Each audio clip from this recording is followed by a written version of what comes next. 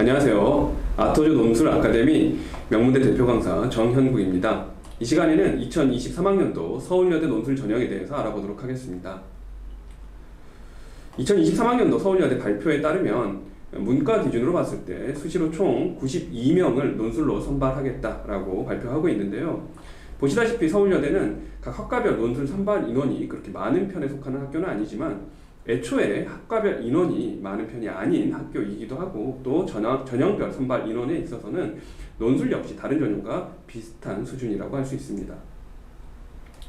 서울여대 논술 전형에 대해서 분석하는 데 있어서 가장 큰 특징이라고 한다면 바로 수능 최저 기준이 완화되었다라고 하는 점인데요. 즉 국영수 3개 영역 중에 1개 영역 3등급만 맞으면 되는 그러한 최저 기준을 올해부터 채택함으로써 최저 기준의 부담을 학생들에게 더욱더 덜어주고 있다, 이렇게 볼 수 있겠습니다. 특히 논술의 전형에 있어서 논술의 80% 그리고 학생부 교과의 20%의 전형들을 채택함으로써 논술 답안의 비중을 더욱더 높여놓은 전형이 이번 올해 서울여대 전형의 가장 큰 특성이라고 볼 수 있겠는데요. 요약하자면 결국 수능 최저 기준을 완화하고 논술의 비중을 더욱더 전형 요소에서 높임으로써 논술 본연의 목적인 논술 답안에 변별력을 두고 학생을 선발하겠다라는 학교의 의도를 살펴볼 수 있습니다.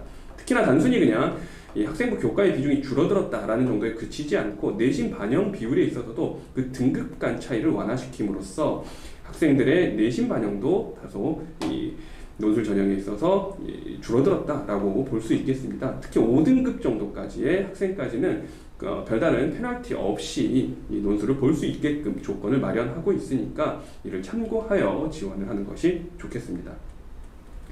서울여대 경쟁률은 3개년 동안 매년 꾸준히 증가하고 있었는데요. 2020학년도에 21대1, 2021학년도에 31대1, 작년과 같은 경우에 45대1이라는 높은 경쟁률을 기록하고 있습니다.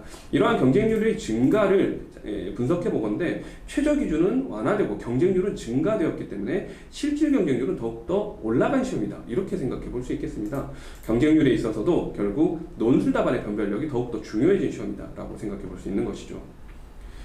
이러한 특성들을 고려해 봤을 때 결국 논술 답안의 변별력이 매우 중요한 이런 시험에 있어서 가장 중요한 것은 서울여대의 논술 논제가 어떤 식으로 출제되느냐라고 볼 수 있겠는데요. 이러한 논제 유형 자체에 변별력을 가질 수밖에 없는 그러한 논제를 출제하고 있다라는 것이 서울여대 논제의 가장 큰 특징이라고 볼 수 있겠습니다. 즉 논제 자체가 이 난이도가 상당히 높게 출제가 되기 때문에 그 안에서 학생들이 충분히 변별할 수 있는 시험이 바로 서울여대 시험이라는 것이죠. 총 2문항으로 구성되어 있는데요. 각각의 문항이 다시 2개의 소문항으로 구성되어 결국 4문항의 형태로 가진 것이 서울여대 논제 유형이라고 볼 수 있겠습니다. 이러한 4문항을 90분 내에 작성해야 되는 그러한 시험으로서 짧은 시간 내에 빠르게 작성하는 능력까지도 필요하다, 이렇게 볼 수 있겠고, 1번 문제와 같은 경우에는 인문학적, 사회과학적 주제를 제시문을 적용하면서 푸는 문제를, 그리고 2번 문항에서는 사회과학적, 경제학적 주제에 대해서 제시문을 분석하고 도표들을 연계하여 풀 수 있는 능력을 평가하는 문제를 출제하고 있습니다. 요약해서 얘기하자면 서울여대는 과연 어떤 논술이며 어떤 학생에게 적합할까 체크포인트를 통해서 한번 살펴보도록 하겠는데요. 우리가 서울여대 지원할 때 첫 번째 체크해봐야 할 사항, 바로 논술 답안의 변별력이 매우 중요한 시험이다, 이렇게 요약해 볼 수 있겠습니다. 올해부터 완화되는 수능 최저 기준, 그리고 하향된 내신 비중, 또 높은 실질 경쟁률 등을 고려해 볼 때 논술 답안의 변별력이 매우 중요한 시험이고, 또한 논술 논제의 난이도가 상당히 높은 편이니까 이러한 변별력이 더욱더 중요한 시험이다 라고 얘기해 볼 수 있겠습니다. 두 번째 체크해 볼 사항은 논리적 추론 능력 및 빠른 답안 작성 능력이 필요한 시험이다, 이렇게 얘기해 볼 수 있겠습니다.